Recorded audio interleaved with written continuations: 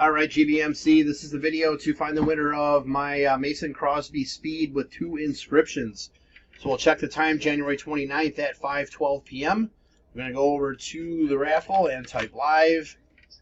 And we have January 29th at 5:12 p.m.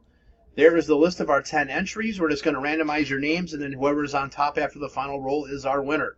So we need a dice roll of 5 or higher. There's 10. All right, 10 times. Here we go. 1, 2, 3, 4, 5, 6, 7, 8, 9. Last and final. Here we go. Good luck. It is Dwayne. Spot 1 is your winner. So, Dwayne, please PM me to collect your Crosby. There is our verification code. Our timestamp, once again, January 29th, 5:13 p.m. That's it, guys. Thanks.